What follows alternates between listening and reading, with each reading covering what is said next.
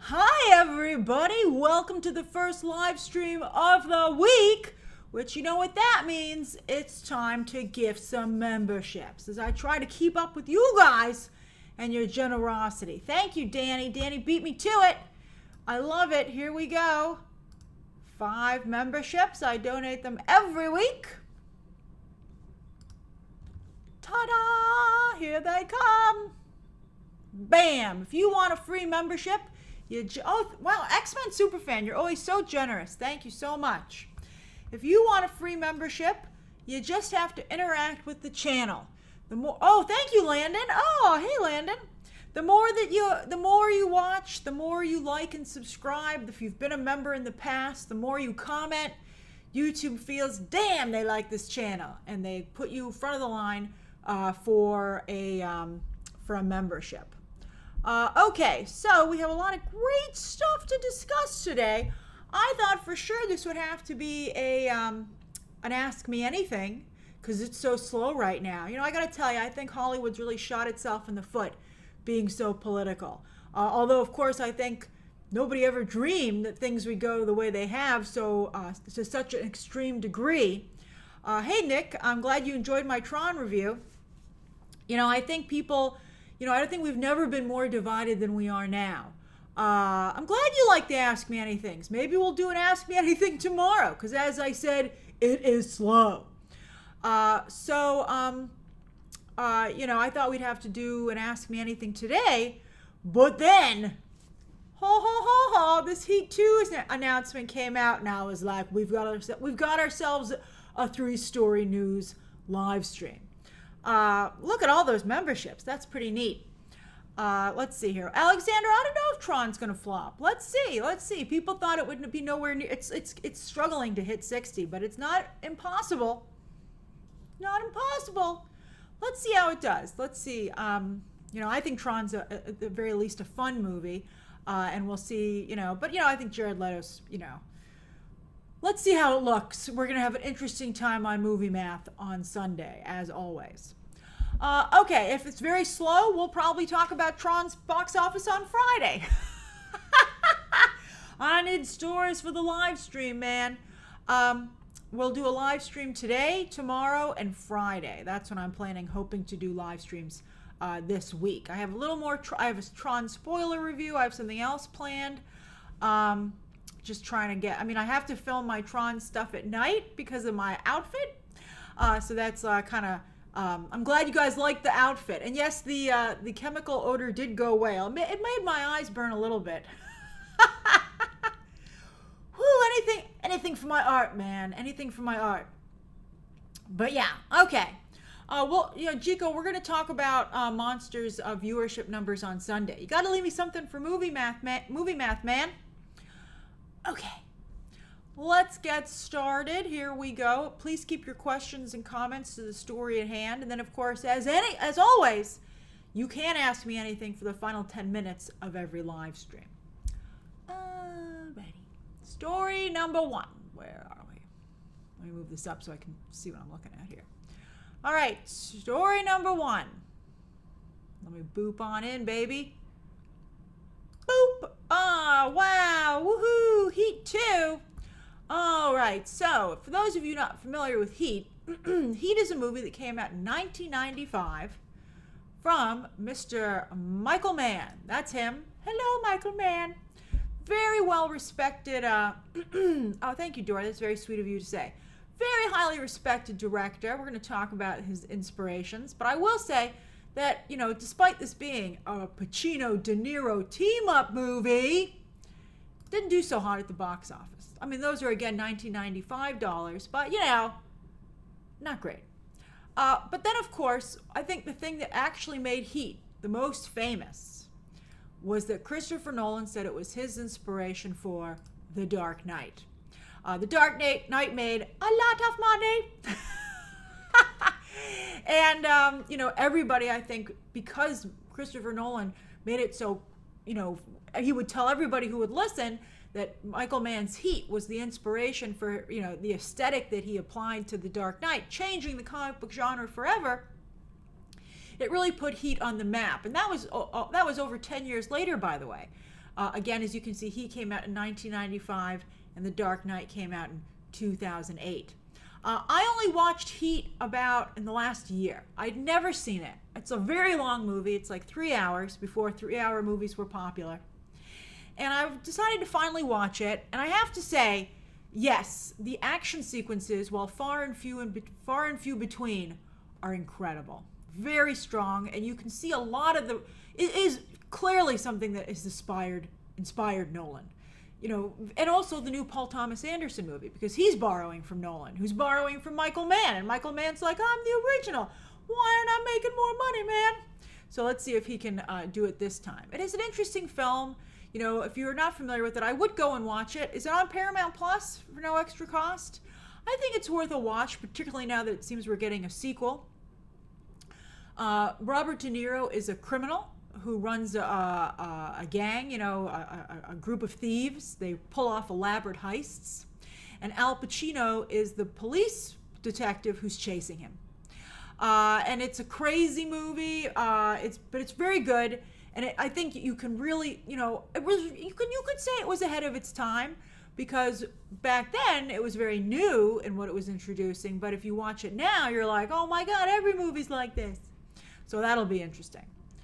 Particularly all of Nolan's films. You know, it's funny. I say everybody wants to copy Nolan.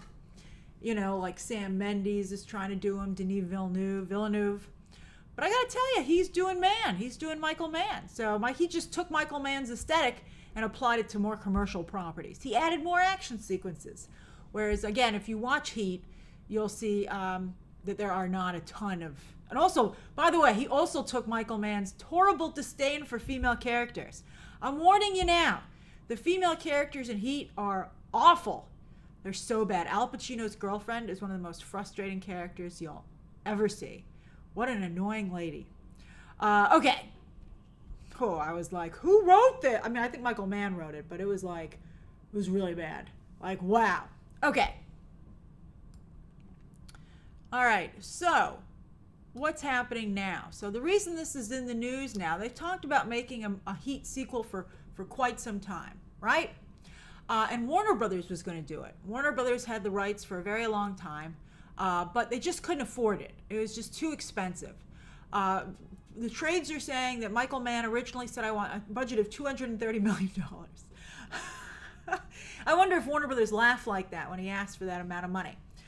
And they were like, what? You know, like, I'd be like, how many action sequences are in this, Michael? You know, I'd be like, you can have $20 million for every action sequence. Like, that's what I would say. They spent $130, I think, on Paul Thomas Anderson. So this would be $100 million more than that. And, you know, this is not an awards film. Maybe it could be. So, like The Departed, it feels a lot like The Departed, too, right? So it's got a little bit of a Scorsese vibe as well. And The Departed won Best Picture, so maybe it could be. All right, so he whittled it down to $170. Thanks, Michael. So Michael Mann said, okay, I can make this sequel for $170. But they were still sweating something fierce. So apparently Warner Brothers said, can you promise us a Heat 3? And Michael Mann was like, I can't work like this. You're ruining my artistic vibe. And Warner Brothers was like, I can't believe we have another one of these divas. That's interesting, you know. Warner Brothers, of course, ultimately fell out with Christopher Nolan, and they're still enemies to this day, right? They're exes. They're vicious exes. You know, they got him good with Barbie. They tried to lure him back. They said, here's a check for the money we owe you for Tenet. Christopher Nolan cashed it and stayed at Universal. You kind of have to respect that kind of a boss move. And now, of course, Christopher Nolan is the head of the DGA. So I think it's pretty funny. But they were this close, Warner Brothers, to having a new Christopher Nolan with Michael Mann, but it didn't work out. So yeah, that's right. They kind of have Denis, right, with the Dune movies, although that is like slightly different. And then he's heading over, you know, Denis going to Amazon as well, because of course he's going to be taking over Bond, and this is going to United Artists. You know, Paramount and Sony wanted it. I can't believe the Ellisons didn't win this bid, because they just throw money at all their problems. But I guess they're throwing money at a lot of stuff these days, and they're like, we can't throw that much money. We're going to throw it at Warner Brothers. So let's see if that deal, I mean, everybody feels that deal is like imminent. It's very, very interesting. I think even the New York Post was like, they're doing it. Paramount's buying Warner Brothers. So we'll see. So Amazon got it for their United Artists shingle. Okay, so they're ponying up the cash. United Artists is a division of Amazon. It's MGM United Artists, which the whole thing is owned by Amazon.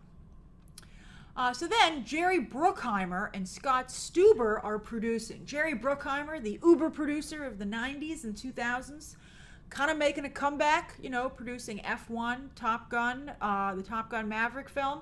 Also, I don't think, he doesn't produce the Mission Impossible, but he did F1. And, he's kind of coming back. So he's going to be producing. Jerry Bruckheimer will make sure there's a lot of action. That's right, Danny.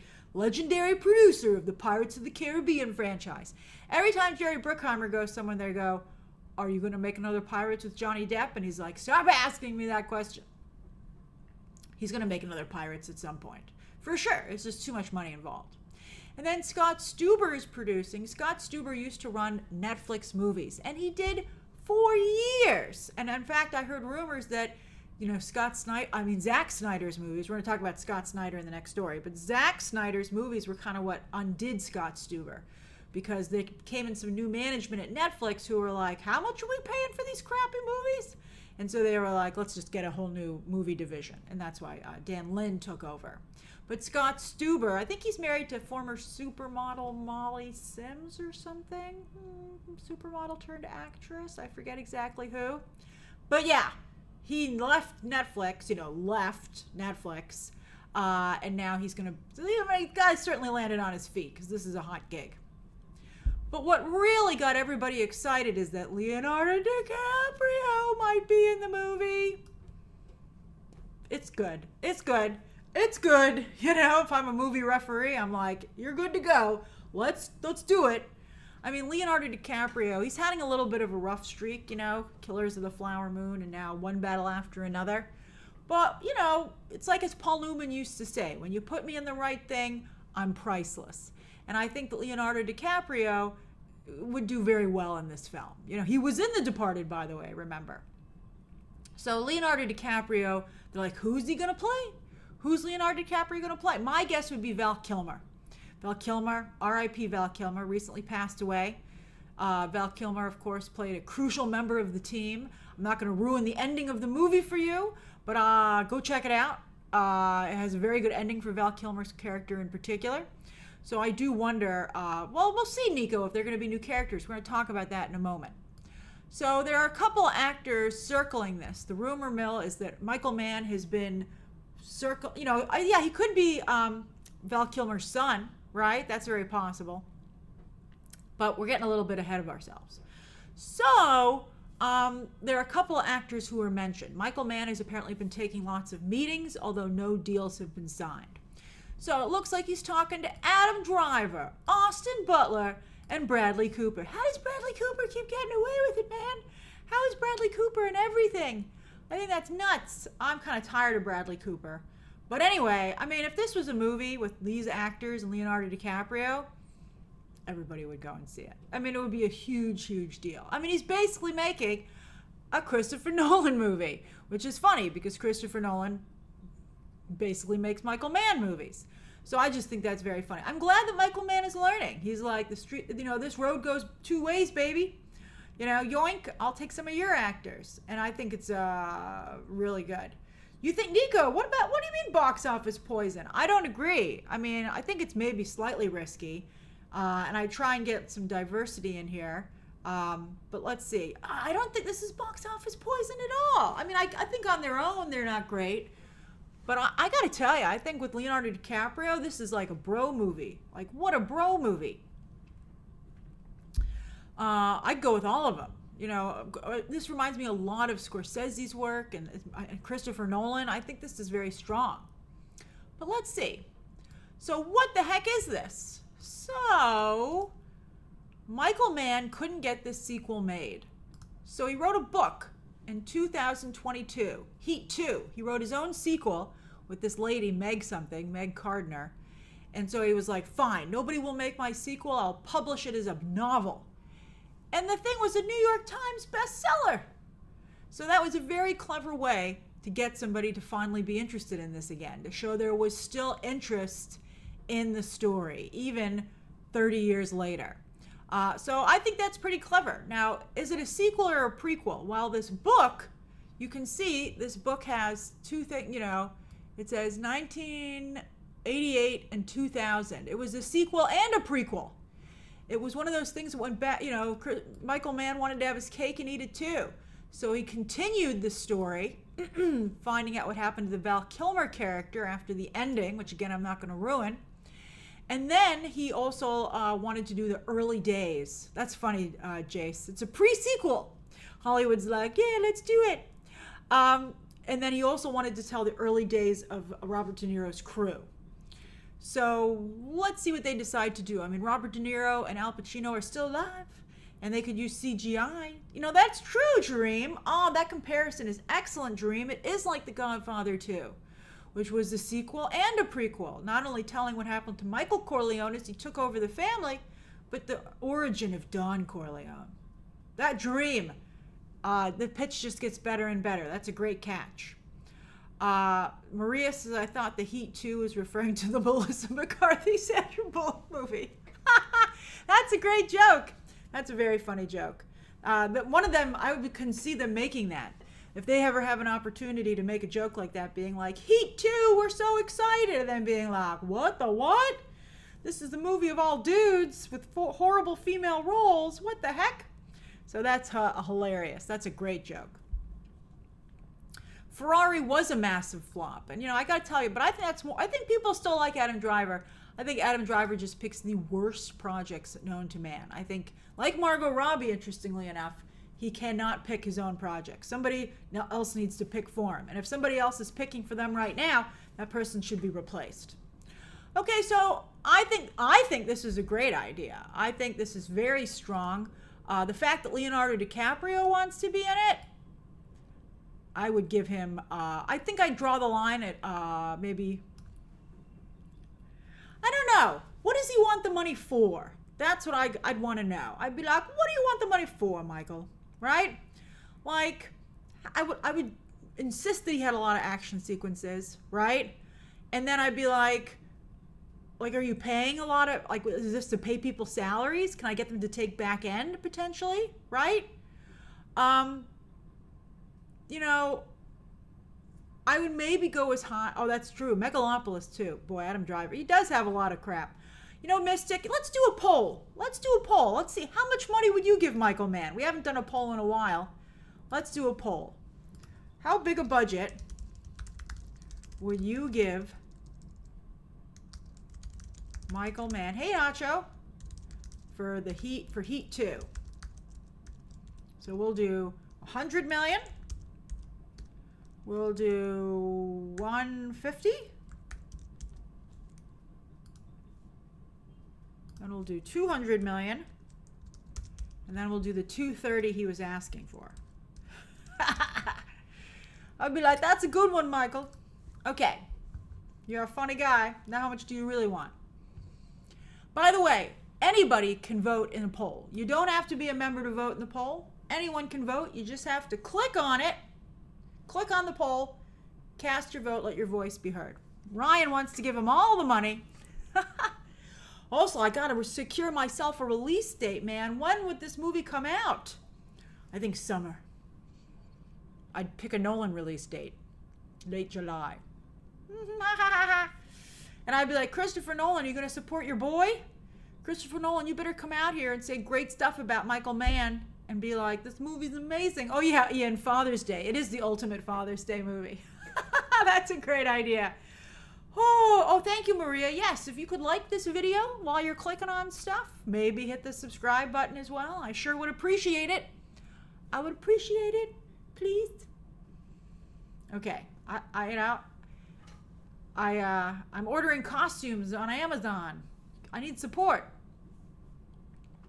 X-Men Superfan Emma says, why not a smaller budget or a mid-budget?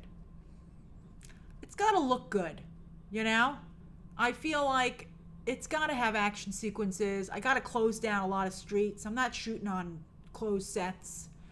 I got to pay some actors. I just don't think you can make this for less than 100. I don't even know if you can make it less for 150, to be honest with you.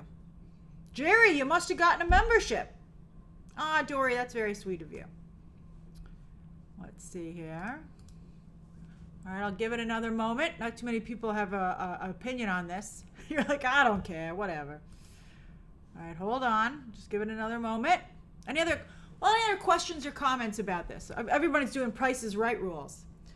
Like 501. 70 million, Big League Chew. Why don't you just tell Michael Mann you hate him?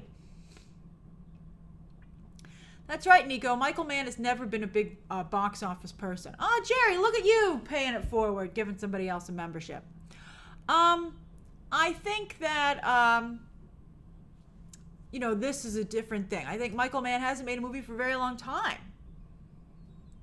Lloyd, there would never be a female lead on this movie because Michael Mann, much like Christopher Nolan, simply isn't interested in female characters. Brady says, just wanted to say how much I appreciate your content. I'm your favorite YouTuber. Thanks, Brady. That really, that made my day. I really appreciate that you feel that way. Mystic, you clearly have not seen Heat. It would be very serious. I mean, I appreciate your question, but it would be a very serious movie. Heat is a really serious movie. Michael Mann is like a really serious and like a really legendary director, like he made some really interesting movies.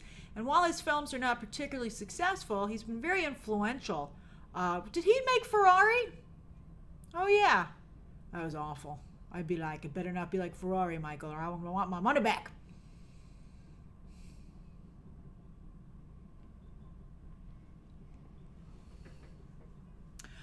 Peter has an interesting point, saying if Leo alone can carry a movie one battle after another, would be crushing it at the box office. Well, I actually disagree.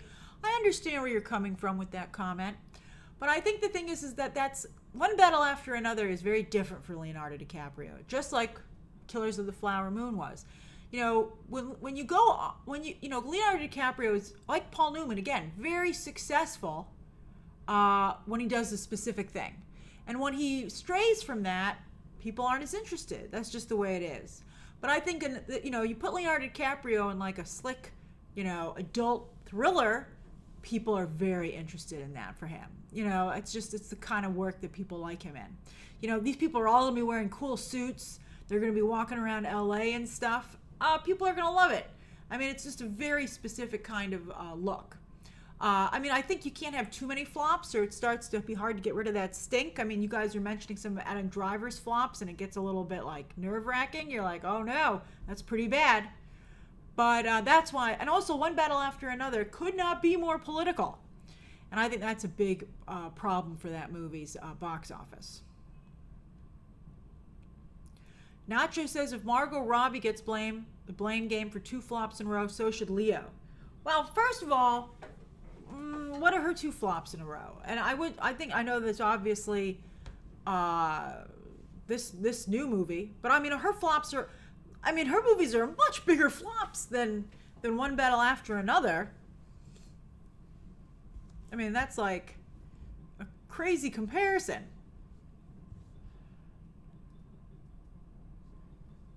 Let's see. All right, let me close the poll. How much money would you give Michael Mann?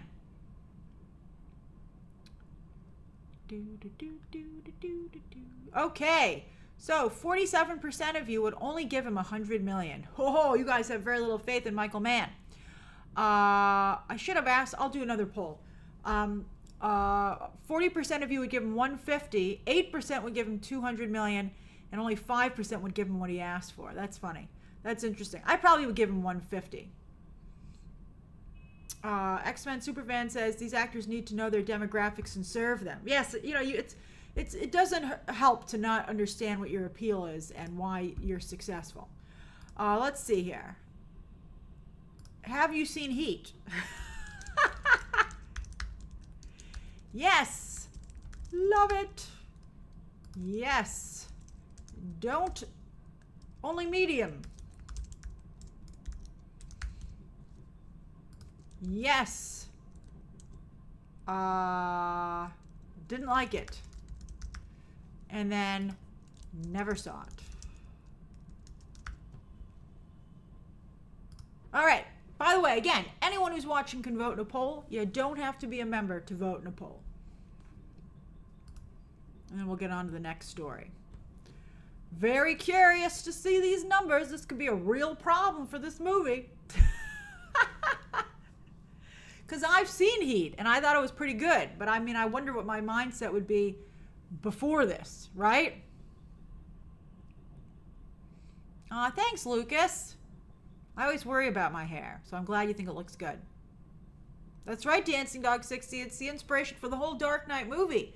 But the bank scene, and you know, I just think the whole dynamic of Batman and the Joker, you know. Benjamin, what is Heat? It's that movie in the corner there. This one. This 1995 movie with Al Pacino and Mr. Robert De Niro. Wow, no one here has seen Heat. Problem. Huge problem. All right. I'm going to close the poll, then we'll get to the next story of the day.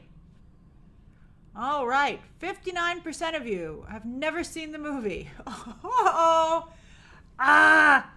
Only 28% of you have seen it and loved it. 11% of you thought it was only medium, and then 2% of you did not like it at all. So, yikes. 70% of you either haven't seen it or don't like it. Maybe I would only give them 100. I don't know. The action scenes need to look good. It's hard to gauge what you would give Michael Mann if you haven't seen the script. Like, I don't know how many action scenes he has. I don't know what the stakes are. You know? I guess it would be contingent on whether or not Leonardo DiCaprio signed on. You know? Alrighty, let's go to the next story of the day. Alright, let's talk a little DC Comics.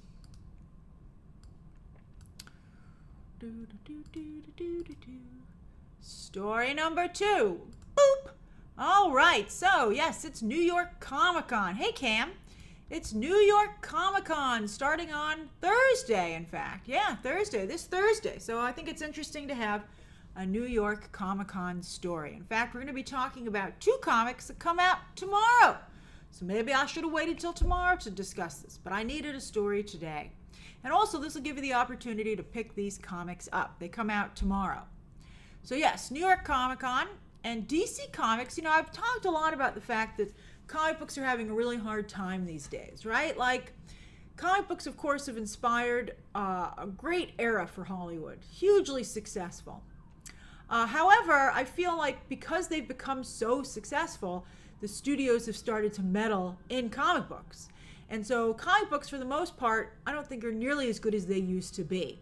However, DC, I do think that DC Comics are stronger than Marvel Comics. You know, occasionally Marvel will come back and have a great run on something.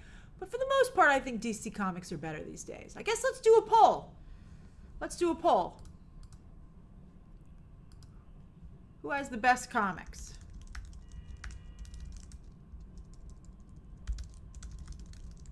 Marvel, DC, both, or neither? All right, again, anyone who's watching can vote in the poll. You don't have to be a member to vote in the poll. So, Scott Snyder, another Snyder in DC. Of course, Zack Snyder is quite, at this point, infamous. But there's Scott Snyder. Scott Snyder is he's also very supportive of comic book stores, which I think is great. He's wearing a t-shirt from Midtown Comics here in New York City. And he's New York City based as well. I think he lives in outside the city in upstate New York. Very nice guy. He's a little bit like a Christopher Nolan and Michael Mann for comics, interestingly enough. As I've said before, not great at writing female characters. But lucky for him, a lot of the people who read comics are dudes. So he does very well with them. You know, he started out, I think he became famous off of some independent comics like American Vampire and stuff like that. Great comic, by the way. And then he came over for like Batman, right? So he came over on Batman with Greg Capullo. And he also did some weird stuff with the Joker. But, you know, he's been very successful. He's somebody who sells really good, you know, he sells very well, right? He's a little like Tom King. Like, even if you don't love everything he writes, if he writes a comic book, you're going to pick it up. I certainly do. But again, as I said, I think he's a little male-centric in his writing. I think he never really writes particularly good female characters. And even when he has female characters, I don't think he does a very good job with them. So that's one of my qualms with Scott Snyder's work. Tom King's a little bit better at writing female characters, but not much, interestingly enough. So anyway, what's interesting is that Scott Snyder is behind both the comics we're going to be talking about today, Absolute Batman, and then he's the architect behind DC's new crossover event, which starts tomorrow, and that's DC KO, as in DC Knockout. All right, so what's interesting to me, though, is that what's James Gunn going to do? So here's James Gunn. James Gunn now runs DC, huge comic book fan. But because he's a big comic book fan, I mean, James Gunn does work very closely with Tom King. It's interesting he picked Tom King and not Scott Snyder. Although Tom King has kind of moved over to Hollywood. He almost made a new Gods movie with Ava DuVernay, as you might recall. And so maybe that's how James Gunn got to know him a little bit better. Scott Snyder's doing stuff in the TV space. I think some of his comics have been optioned, like Witches. His independent comics have been optioned for TV shows, and he's on the writing staff. But he's not really been in the movie space, and maybe that's why James Gunn... Mystic says he doesn't want any confusion with Zack Snyder. That's an interesting theory. But I do wonder, beforehand, when you had executives in Hollywood who weren't that familiar with comics, they really kind of took their cues from the comic book people, up until recently when they ruined comics. But I do wonder if James Gunn would at all be interested in the ideas that they're coming up with now, right? Like, sure, maybe if he reads something he likes, but he has a lot of his own ideas, James Gunn. And so it's almost like he's competing with, to be fair, I don't want to be unfair to James Gunn. James Gunn, more than any other executive, has pushed the comics to his credit. But I just think that he has such strong creative ownership, I don't know if he's going to take the ideas from other people. Hey, Emilio, thank you. But let's see. I'm glad that James Gunn pushes the comics the way that he does. Now, the first one I want to talk about is Absolute Batman. Absolute Batman's been going for a while now.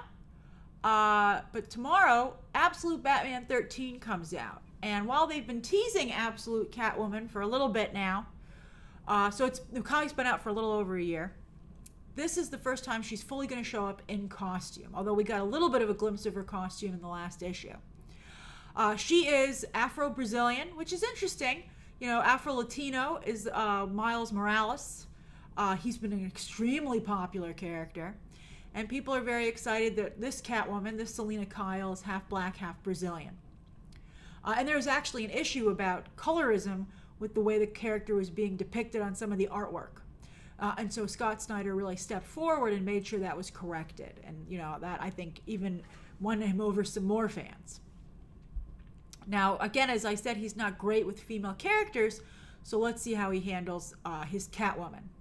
Now, what's been crazy about this is that, because it's like an alternate universe comic, Ultimate Comics for Marvel forever changed the Marvel brand and was a lot of inspiration for the Marvel movies. So I wonder if, at some point they're going to start paying attention to what's going on with Absolute Batman. But because it's an alternate universe, they're just going crazy over there. Let me show you some of the villains. All right, look at this. This is nuts, man. All right, so Black Mask was the first villain. All right, that's him getting his eyes impaled by Batman's cowl. I'm telling you, man, this book's nuts. That's frickin' Mr. Freeze on the right, top right. There's Bane on the bottom left. That's right, Mystic. All the Elseworld goodness. And then, Joker, this tease of Joker, really got a lot of people's attention a few weeks ago with everybody being like, how in the heck is Batman going to fight that? Although Batman has been augmented as well. They've really changed. That's interesting, Nacho. I didn't think of the anime inspiration, but I think you're right. Now, another thing that they've done is that a lot of these characters, classic Batman villains, are friends of Bruce's. None of these characters, but you've got Two-Face, the Riddler, Killer Croc, Catwoman, and Penguin. And they switch things around in this Batman story Yeah, I'm wondering where Harley Quinn's going to be. Like, what's going to happen with... did they have a tease on Harley Quinn? I really want to see that. But Joker is the one who's wealthy. Bruce is a street-level character, Bruce Wayne. His mother's still alive, by the way. And Joker is the really... they revealed Harley Quinn? Hold on, I must look. I didn't see this.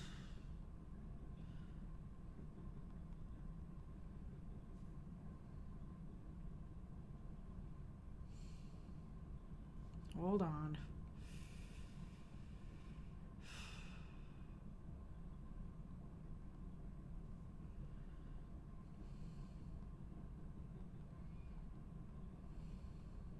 I'll show it to you, don't worry.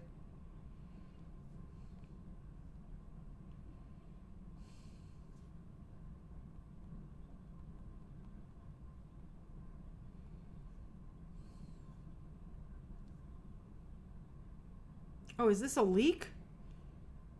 Oh, it is a leak. I don't think I can show it.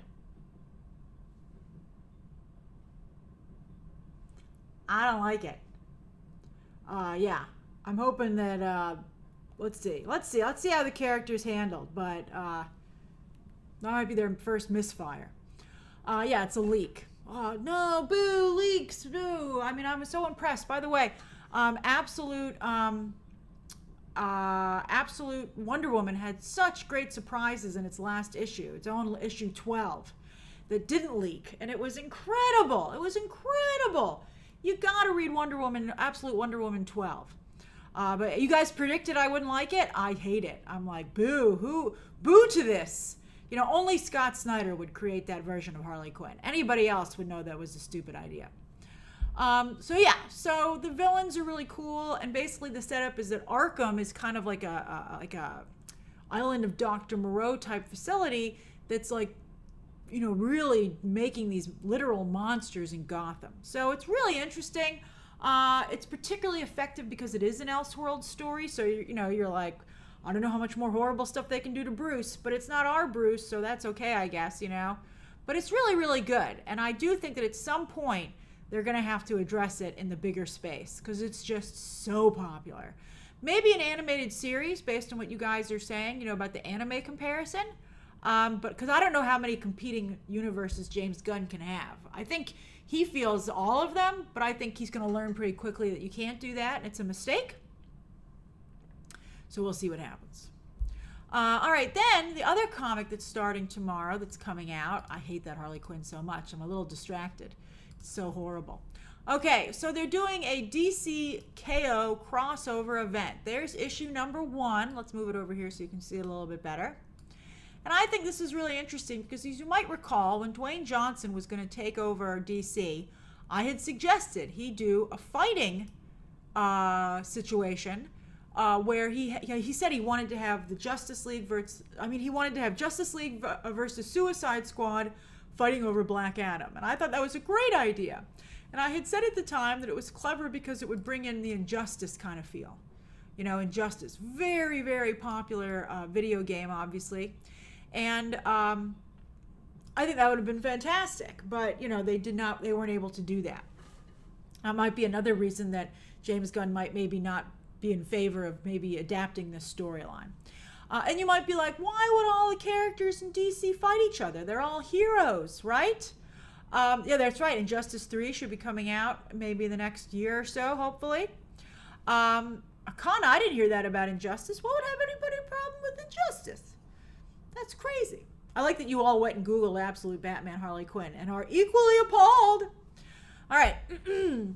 So, I think it's a very clever idea. And the setup is that they have to fight each other and be able to save Earth from Darkseid.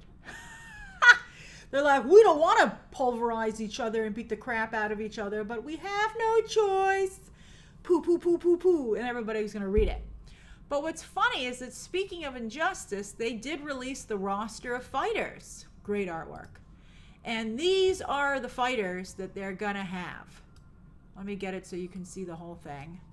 Here's everybody who will be fighting in the new event. And it's going to be in the pages of DC Comics, and you're going to get to see who would win. So it's pretty good. Harley has a new look even in the comics, which I think is only medium. But I'll be curious to see how they do with these action sequences. And, of course, what's going to be important is how clever are the way people win, right? So I'm curious to see how this turns out. But I think this, to me, just screams, put us, take it, a lot of times it seems like comics are just telling a great story. But to me, this is, we're looking for something that the movies or the TV shows can use. That is Giganta in the back there. Good spot. Here's Giganta getting knocked out. For some reason, Green Lantern seems to be trying to catch her. Are you guys supposed to be fighting? Why are you trying to help her? But yeah, it is kind of invincible, Ian. That's a good call. It looks a little invincible-y. I feel like Marvel and DC are really catching up to Invincible and the boys these days. Let me close the poll.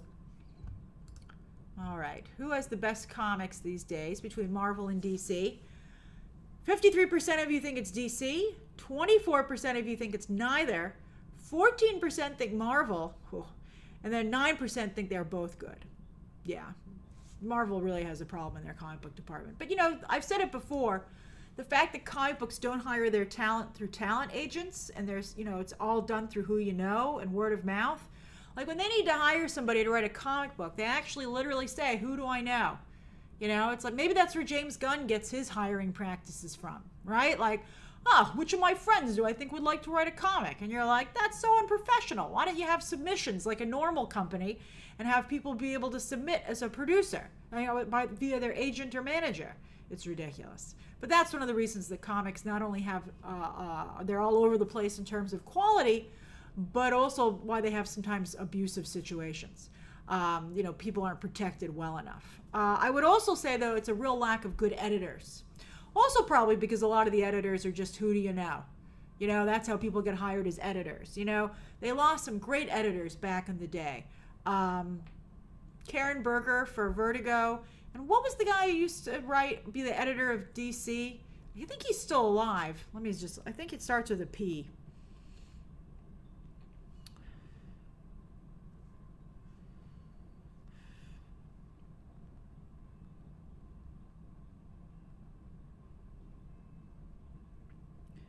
It was the guy before Dan DiDio. Paul Levitz. Thank you, Dancing Dog 60. That's who it was. Paul Levitz.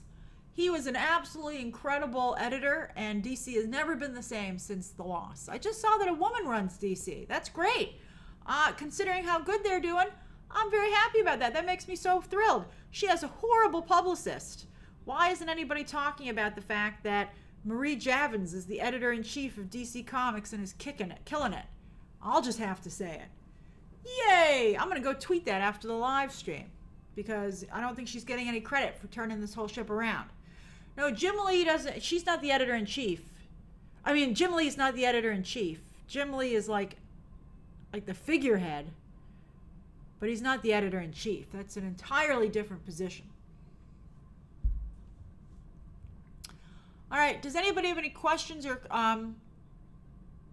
is she in charge of the kids' books? Let's see.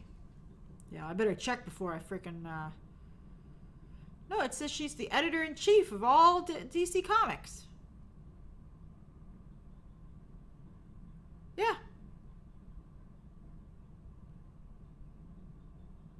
She's the editor-in-chief of DC Comics. Let's see what Jim Lee's position is.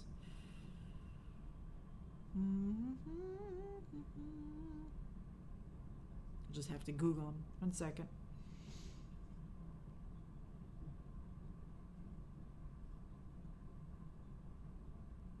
He's the chief creative officer. So he's kind of like an advisor. He's not the editor-in-chief. Totally different position. All right. I'm going to tweet about that because I'm annoyed that no one's talking about it. Be the change in the world you want to see. And then I'm sure a bunch of dorks are going to give me a problem about it, but whatever. All right, did I miss a super chat? I'm going back here.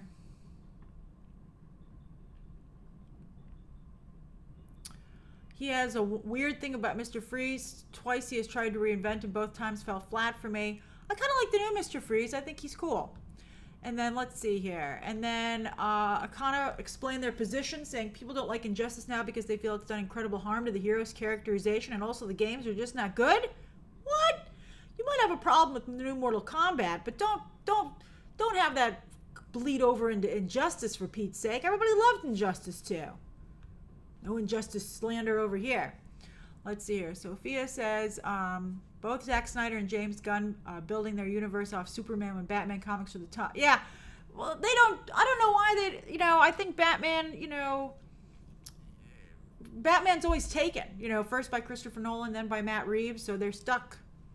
Steven says the issue Marvel Comics has right now is the X Office is trying to push nostalgia after X-Men 97 and force MCU synergy. And they just have bad writers, and they haven't known what to do with X-Men for a while. Paul says, how would you rank all the Absolute comics? I only really like Absolute Batman and Wonder Woman. I'm still trying to read Absolute Superman, but the last issue I tried to read was just awful.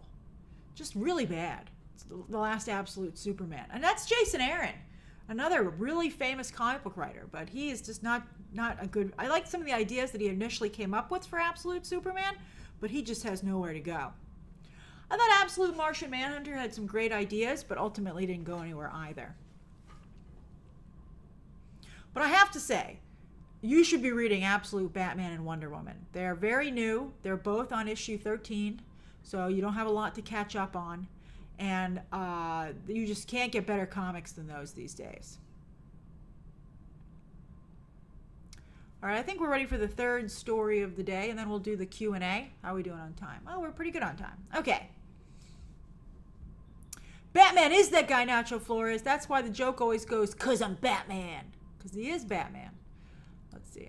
I'm a big Batman fan, as you know. Batman and X-Men all day, every day.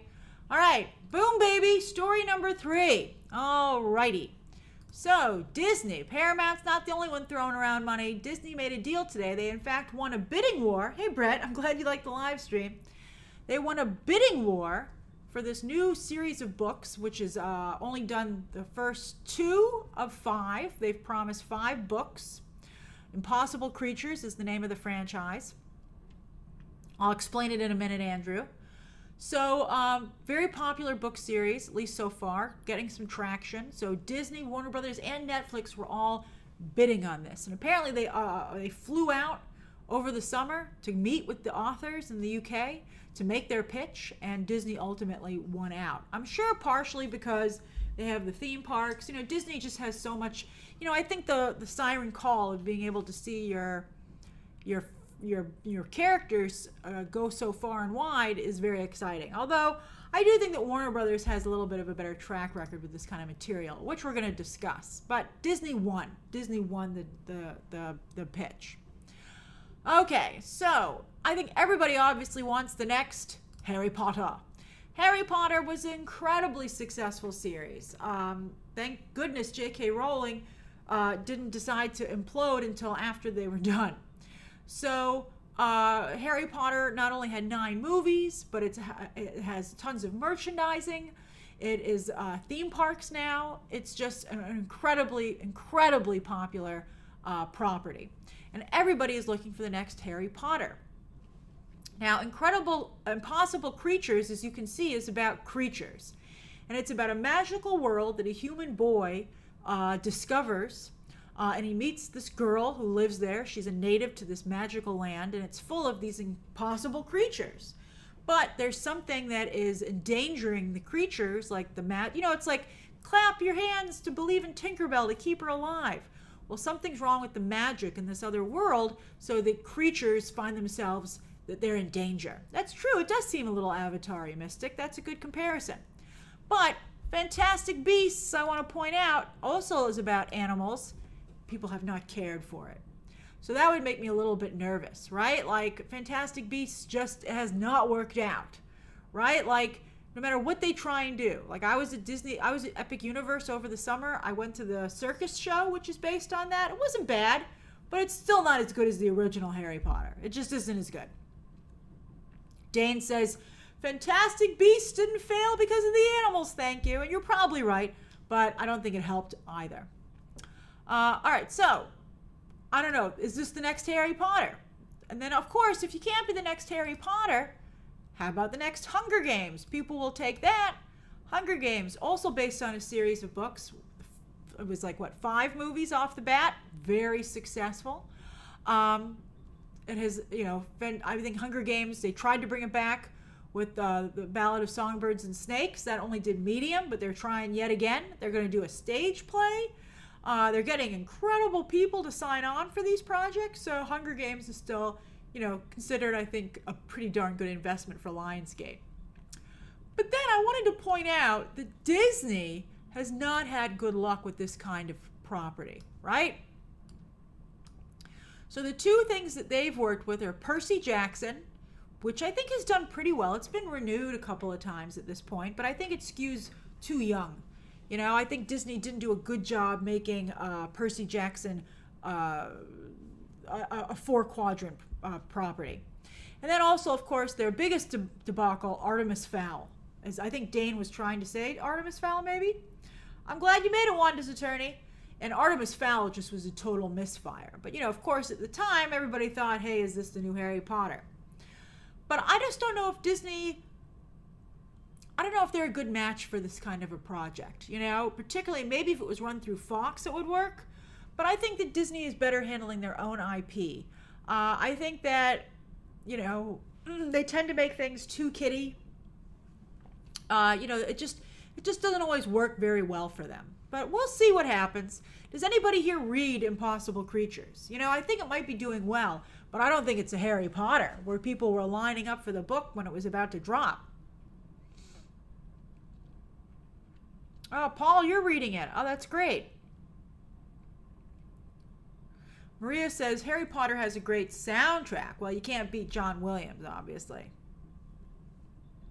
So, see, a lot of you have never heard of this book. So I think that, to me, this seems like a smaller project. This, to me, seems like a Percy Jackson or a Wheel of Time, not a Harry Potter or a Hunger Games. But let's see. To me, it feels like a Fantastic Beasts ripoff. And they have a really hard hurdle, in my opinion, trying to make that not seem what it's like. Like, I think all of us are like, it's a Fantastic Beasts, basically. That's so funny, Mystic. Going to Disney Plus. I'm sure that wasn't the pitch, but that might end up what it ends up being. I'm glad that a lot of you agree with my analysis there. Wheel of Time was ultimately canceled. That's why I think Wheel of Time is only a moderate success, but it did run for a couple of seasons.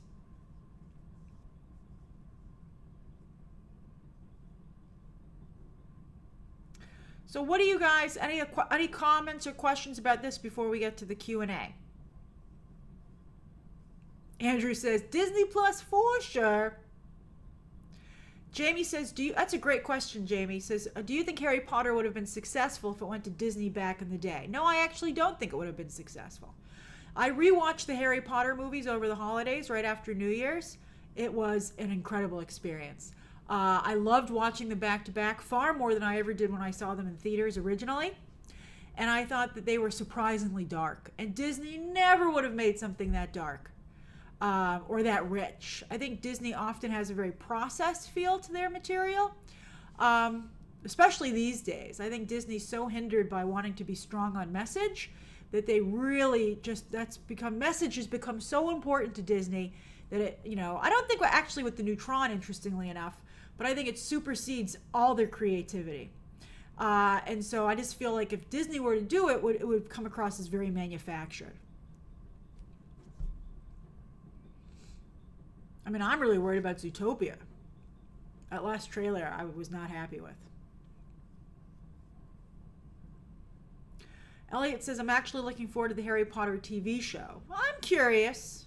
I'm curious about it. I think it's an interesting idea to set it in the 90s when the books came out. I think that's a clever idea.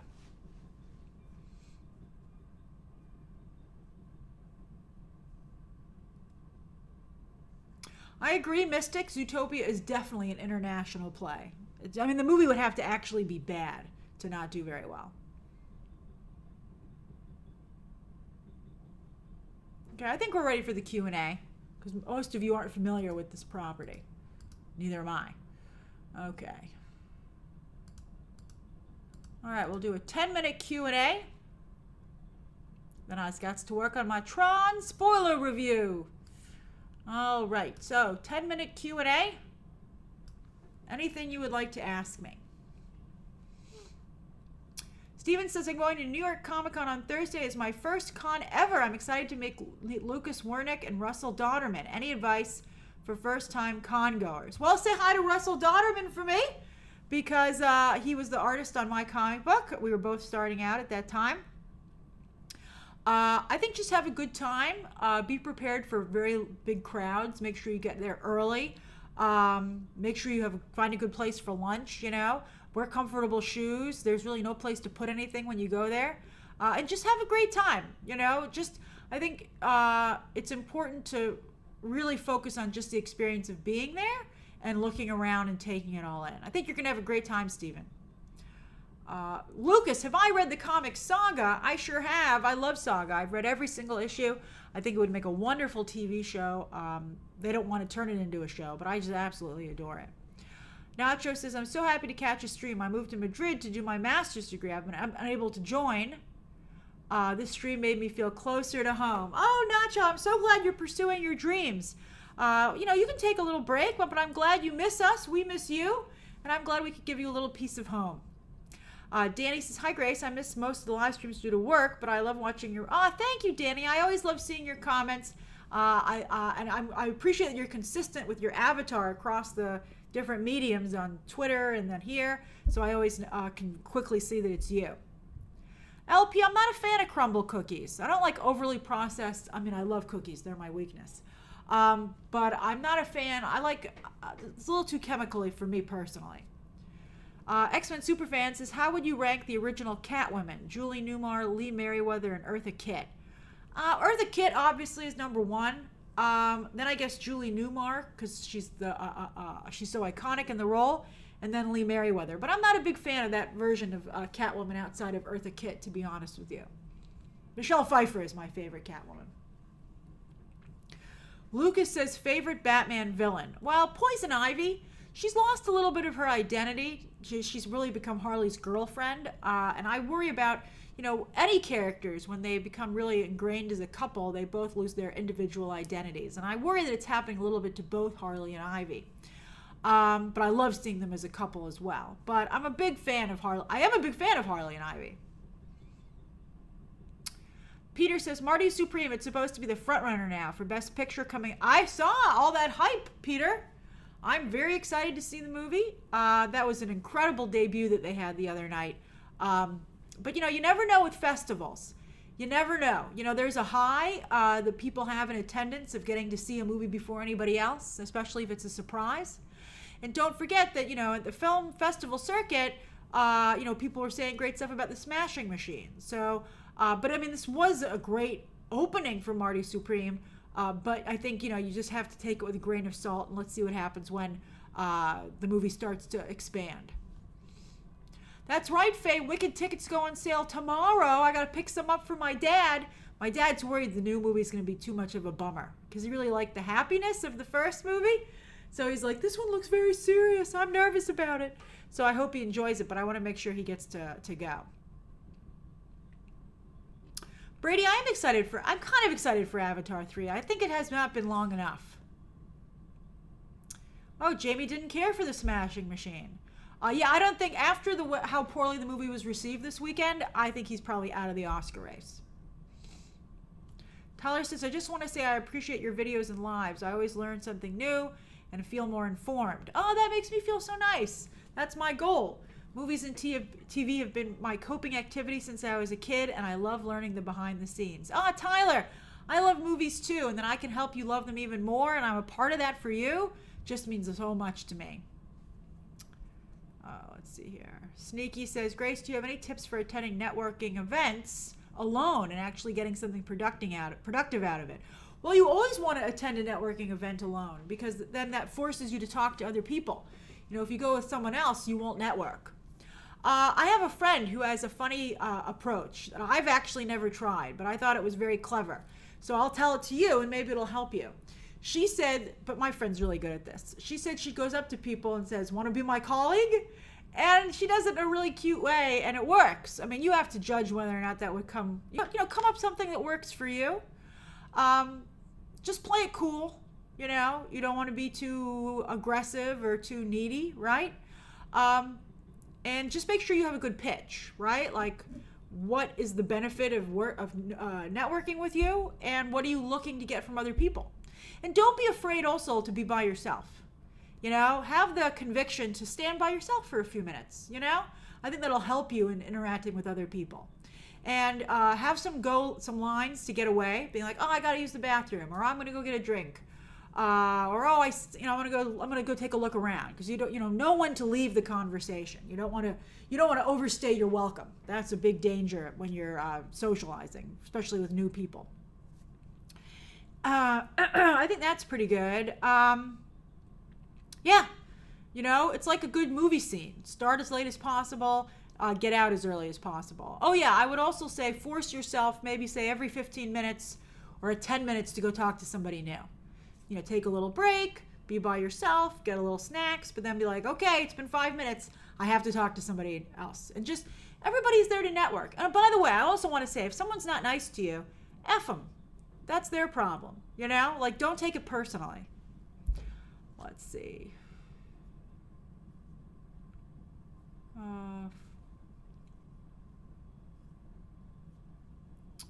Floppy Disk Channel says, do you recommend a Tron Spider-Woman double feature on Saturday? Kiss of the Spider-Woman. Or I would do one on, I don't think they're good together. I would do Tron on Saturday, Kiss of the Spider-Woman on Sunday. Maria says, what is done in an awards campaign to get a vote? I think it's about having a really good narrative. Like a great story that makes someone feel like they should vote for you. Like, you want to stick in their mind. Like, when I'm sitting there I'm an awards voter. So when I'm sitting there filling out my ballot, right, and I have to write down names out of thin air, because I pick who should be nominated if that's the first round. I think you want something to stick in your person's head. It's just like telling a story, like where the ending is this person gets nominated for an award. So, you have to convince me that your story deserves to have that be part of it. Let's see. Peter says, do you think The Smashing Machine would have done better in late December? No, I think it should have been a better movie. I think, The Rock did a great job, but Benny Safdie really let him down. X-Men Superfan says, what are your bets on the next episode of Peacemaker? Oh, I don't know. We so disagreed on the last episode. Whew. I don't want to have any expectations. I just want to enjoy it. I just hope it's longer than like 25, 30 minutes. I hope it's like 45 minutes. Just Blaze Disney. I haven't seen Gen V Season 2's ratings. I think maybe they have, has it hit Nielsen yet? I mean, again, it's not very good until the very end. The last 3 episodes are phenomenal. And I don't think you guys have even hit that yet. And yes, Ryan, I will review Gen V. I'll do a spoiler review when it wraps up at the end of the month. Dream says, when do you think we're going to see Wiccan and Agatha again? I don't know. I mean, it's taking too long to get all these characters back. It would make sense they would show up in Vision Quest to say hi to Tommy if he is indeed in that series, but let's see. Dancing Dog 6 Seasons in my comic convention advice is to try to attend a panel with comic creators. They're so much fun. Oh, that's great. Yeah, don't just focus on the movies and TV. I'm glad Amanda Connor is a very nice person. And then Green Lantern's Light says, sorry, I've been MIA lately, but I'm glad I got to see you today. Me too. Grace, thank you. I'm glad you like my look. Which DC character do you think James Gunn should create their own? I liked the idea of a Mr. Terrific series. I thought he was a great character. I really liked him a lot. I ended up thinking he was great in the new Superman movie, and I think he would do very well. Gerardo, thank you for the suggestion on a canceled shows video. I don't know how that would do. I'd have to think about it. I'm glad to see some of you agreed with me about the Peacemaker episode 7. Britt says, thoughts on Margot Robbie's Pirates of the Caribbean movie still happening? I don't think it's going to happen. Who said that it was going to happen? Is that like how Rian Johnson's still making a Star Wars trilogy? I would not make a Margot Robbie Pirates of the Caribbean movie. I would strongly advise her against it, unless it's no longer, I mean, she doesn't need to do any more. I think her Attack of the 50-Foot Woman is a great project for her, and that's what she should focus on. Hey, Sue says, hey, Grace, I absolutely love your Tron outfit. Thank you. Seeing you adjusting the hood was so fun. I had a good time with it. Yeah, I like when I can get a good costume. I don't do it for every video, but sometimes inspiration strikes.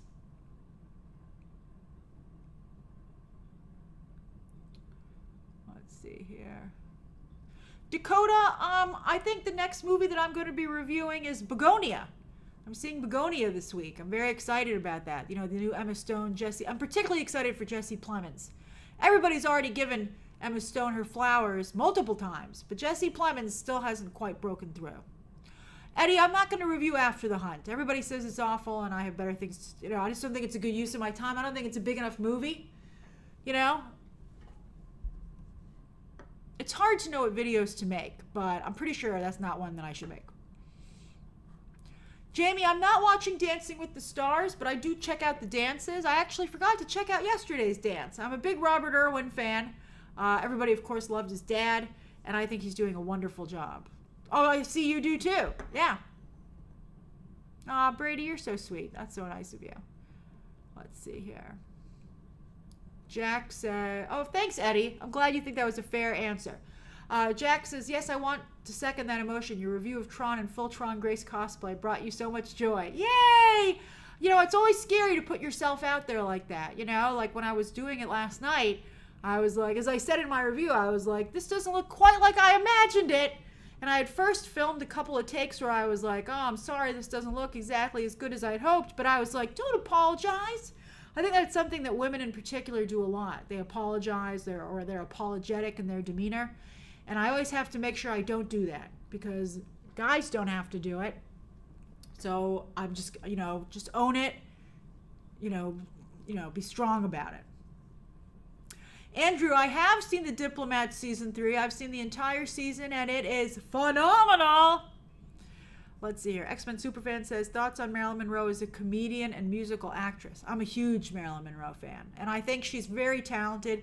And talk about not getting enough credit. Marilyn Monroe doesn't get enough credit for playing a character that she invented. You know, that was not her. And she did a great job. She's very, you know, and I know that she was a little difficult to work with, but that was her process. You know, people like Jack Lemmon was so mean to Marilyn Monroe, especially even talking about her after she died. What an asshole. Excuse me. But, you know, it's like people don't say anything bad about actors who are difficult to work with.